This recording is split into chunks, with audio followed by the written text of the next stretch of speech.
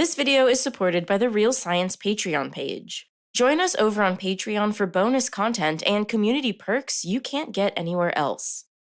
This spring, the eastern United States will experience an invasion from a creature emerging in numbers not seen in centuries. They'll come in the night, bursting through the ground like an army of the undead. They've haunted American settlers for generations, with early colonists calling them a plague and even using them as an indicator that war was coming. With their red eyes and papery brown husks that they shed before achieving their final form, it's not hard to see why they inspired so much terror and awe. But periodical cicadas are not zombies, or predictors of war, or even a ravenous plague of locusts. They don't even have teeth, and they can't transmit disease, so they're basically harmless to humans, besides being very, very loud. The 7 species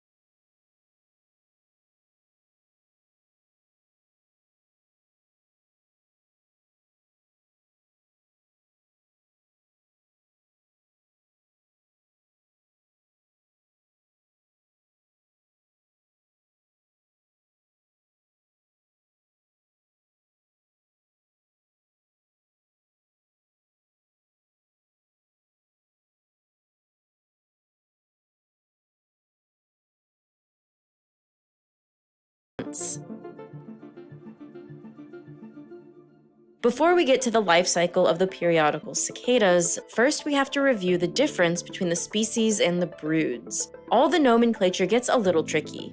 There are 7 species of periodical cicada, and they fall within 3 groups: Decim, Cassini, and Decula. The Decim group was the first to split off from the others about 3.9 million years ago. Then, 2.5 million years ago, Cassini and Decula split off, and over time, each of these species evolved to have extremely lengthy developmental stages, taking 13 or 17 years instead of just the 1 year that is required for many other cicada species. Cicada broods, on the other hand, are groupings of periodical cicadas that simply come up at the same time. These broods are usually made up of several different species. To understand more about the development of cicadas, I spoke with Dr. Chris Simon. So there's a lot of insects that live longer, maybe even some beetles that could live 50 years. But in terms of development from egg to adult, these are the longest known life cycles. But why did some evolve to be underground for 13 years and some for 17?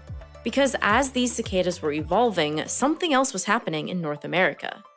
From 2.6 million to 11,700 years ago, continent-sized ice sheets formed in North America, which then underwent repeated expansion and contraction. Researchers think the growth and dissipation of ice may have affected how these species split off from one another, since the 17-year species are all more northerly than the 13-year species. In other words, maybe they were first geographically isolated by glaciers, and then they adapted to have longer life cycles because they were in a colder climate. This map shows the geographical distribution of all the different broods that we currently know about. And right now, in the spring of 2024, both a 13-year brood and a 17-year brood are coming up at the same time. Brood 19 is the largest of all broods, extending from Maryland to Georgia on the East Coast, and from Iowa to Oklahoma in the Midwest, and it includes 4 13-year species. And in northern Illinois, brood 8 will be coming up, including 3 17-year species. you won't be able to see all 7 species come up as adults at the same time again until 2037. And even though 13-year cicadas and 17-year cicadas develop on different timescales, their life cycles are surprisingly similar.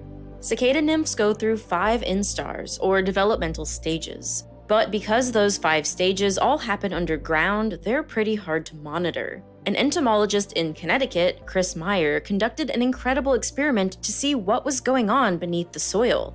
Starting in 1979, he dug up 100 cicada nymphs every single year for 17 years. He noted the amount of time it took for the nymphs to move from one instar to the next, observing that the older they got, the longer it took for the majority of them to transition into the next developmental phase. He also noticed that they weren't all growing at the same rate, an interesting observation that tells us their timekeeping is probably not tied to how big they get. Near the end of this 17-year experiment in 1995, he noticed that the nymphs' eyes changed from white to red, signaling that they would be emerging the next spring. When the nymphs reach their 5th instar and get to the 13th or 17th year of their cycle, they wait for the soil to reach the right temperature.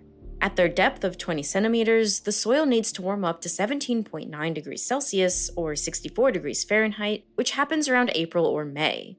Then, one evening, they tunnel their way through the dirt, sometimes even creating mud turrets, which are basically little towers that rise above the ground on their way out.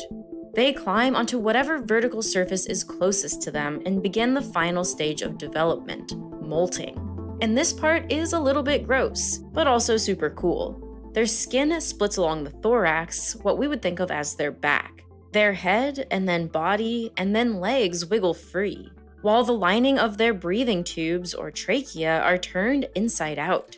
Once they've fully emerged, their tiny wing flaps must be inflated like little balloons. Fluid pumps through the veins of their wings, making them expand. Once they've fully emerged from their shell, their exoskeleton hardens and darkens. And then they're ready to start the courtship process. But despite how much we've learned about them, periodical cicadas still hold one of the biggest mysteries in ecology. Once they've reached their year of emergence, we know what triggers them to come out, the ground temperature, but we don't know exactly how they keep track of those years, and we don't know exactly how they know when to come out. There are thousands of species of cicada around the world, and the vast majority of them have yearly cycles. This even includes a lot of cicadas in North America. There are only 2 other species of periodical cicadas in the world. In Northeast India, there's one known as the World Cup cicada for the way its cycle ties to the football championship. And in Fiji, there's one with an 8-year cycle. You might notice something about those other 2 species. Their life cycles are both based on 4-year intervals. But the North American periodical cicadas have 13 and 17-year cycles, which don't fit that pattern. Except that when cicadas lose track of time, they tend to come up either 4 years too early or 4 years too late. One researcher has hypothesized that cicadas might count in intervals of 4, even though they sometimes come out in odd-numbered years. If they're ready to come out early, they'll come out early, but only in a 4-year window. They'll come out 4 years early, or sometimes if they're not ready, 4 years late. But even if cicadas could count up to 4 and group those numbers together, how would they know when a year had passed? Sure, they can tell the temperature is changing to a certain extent based on soil temperature, but being underground insulates them from the more extreme seasonal variations that happen in the air. They also can't see any light, so they have no way of knowing when the sun rises or sets. One group of researchers proposed an interesting hypothesis, that the cicadas are counting the seasons based on the trees whose roots they're feeding from. If you remember, we mentioned that cicadas drink xylem, which is one of the 2 fluids that trees produce. You're probably more familiar with the first, which is sap, or more specifically, phloem. It's a thicker liquid and is far more nutritional. Xylem, meanwhile, is mostly water with low levels of minerals and other nutrients. Xylem is so nutrient poor that cicadas wouldn't even be able to survive on it if not for the endosymbiotic bacteria that they have within their bodies. Bacteria that allow them to create essential amino acids from xylem.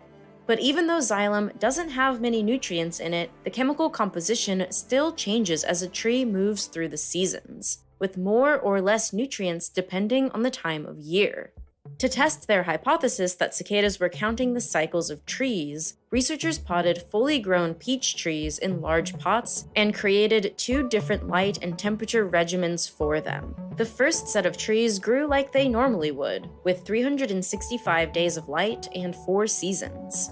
The second set of trees were artificially accelerated to have twice as many days and more rapidly changing seasons, so that they'd react as if 1 year were actually 2. And this part of the experiment was pretty successful, with the accelerated peach trees leafing and flowering twice in a year rather than once, though they only produced fruit once. The researchers also collected 130 cicada nymphs, who were in their 15th year of their 17-year cycle. 100 of those nymphs went to the trees on the accelerated timescale, and 30 of the nymphs were in normal pots. This experiment was a little tricky because cicada nymphs are apparently hard to transport from one place to another. They have a really high rate of mortality. So only 13 nymphs survived to emerge from the soil of the entire 130 that were brought to the experiment. But those that did survive showed something pretty remarkable. The cicadas placed near the peach tree with a normal cycle emerged at year 17 as expected. But the cicadas that were placed near the peach tree whose cycle was sped up by 2 emerged exactly 1 year early, because in their minds, 17 years had passed. This seems to suggest that the cicadas are using the trees to mark time, but we still don't know how they keep track of whether it's been 1 year or 2 or 5. There is likely more going on beneath the surface than we know.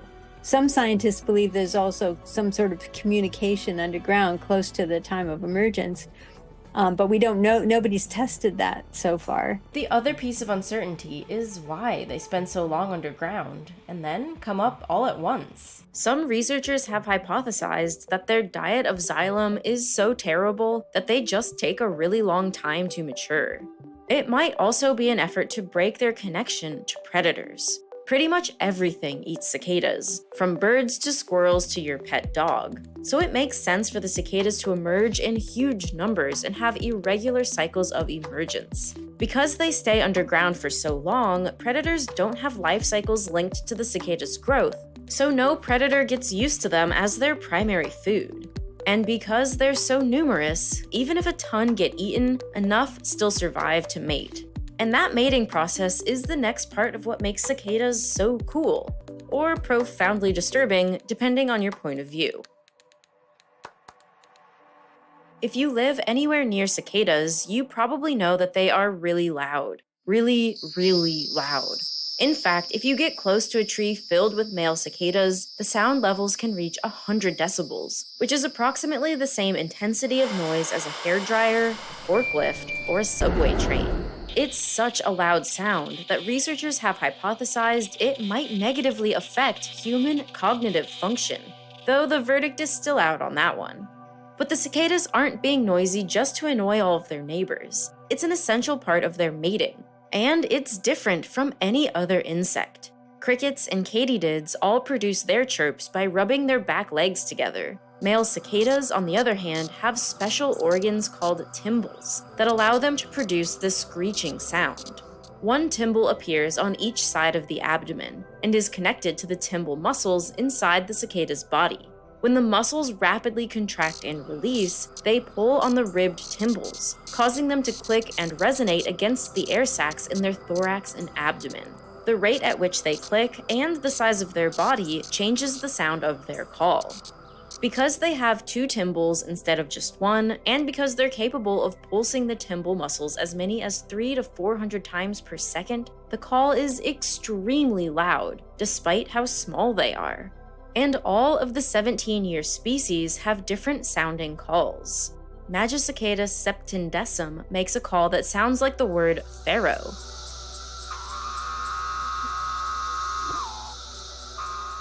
Magicicada cassini makes clicks followed by a buzz.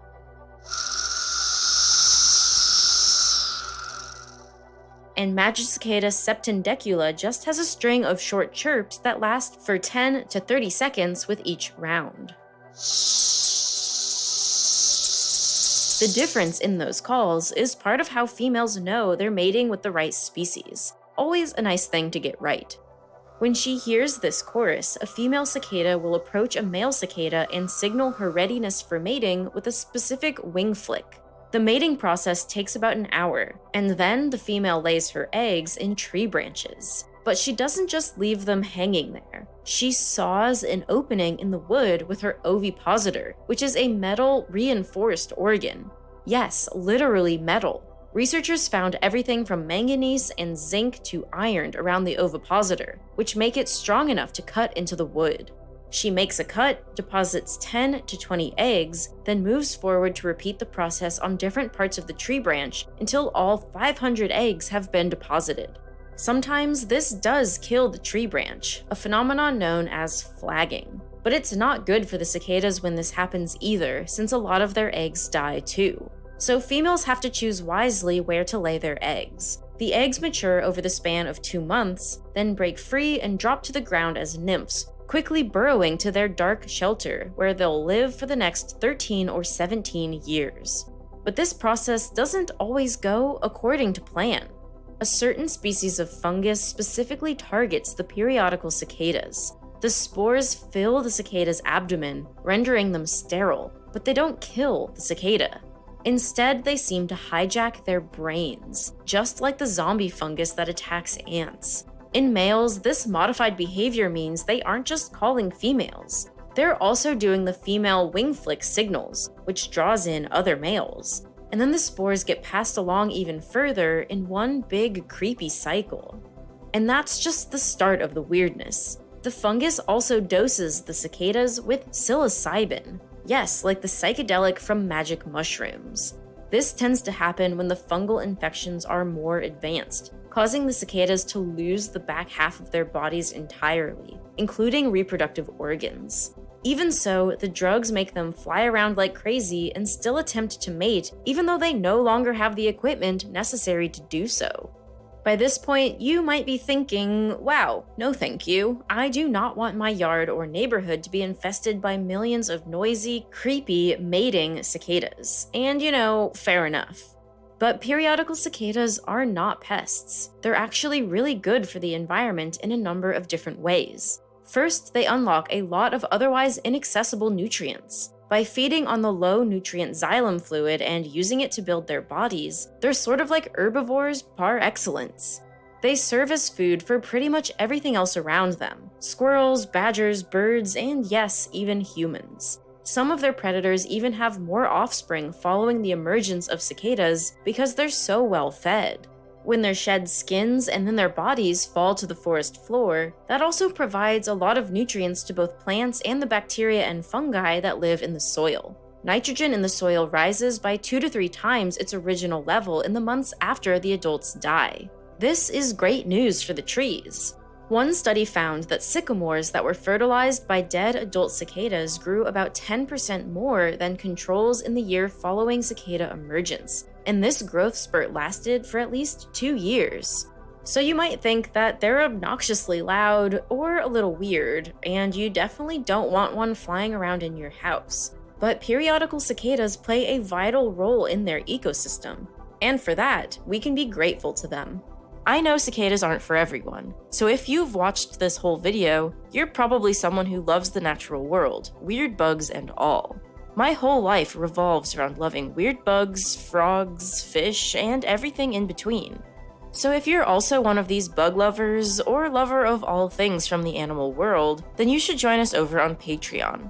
We're building the Real Science Patreon to be our hub of community, full of people who love animals and people who want to support this channel.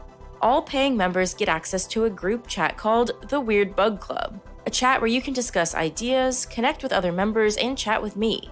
All paying members at the $2 level and above will also get to vote on video topics. The current poll is live right now. Members at the $5 Hammerhead tier will get early access to scripts, where you can see our thought process, notes, and color-coded chaos that turns our ideas into the videos you see here. And if you have any questions you want an in-depth answer to, you can join the Octopus tier at $10 a month. At this tier, you can submit questions now to get a guaranteed answer during the Q&A livestream on May 24th, 2024.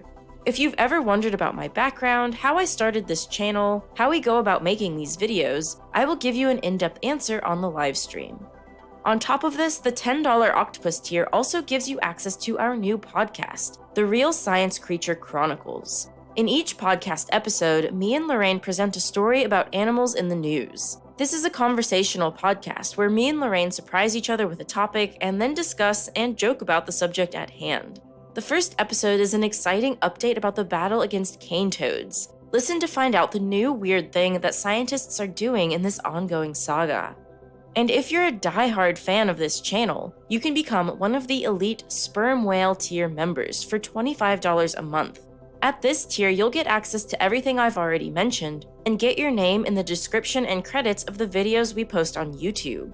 Any level of support on our Patreon is hugely appreciated. The YouTube game is getting harder. We are competing for views against short-form content and getting buried in a sea of low-quality AI-generated content. So if you like what we're doing here, signing up for Patreon allows you to support a small business of real humans doing real science communication.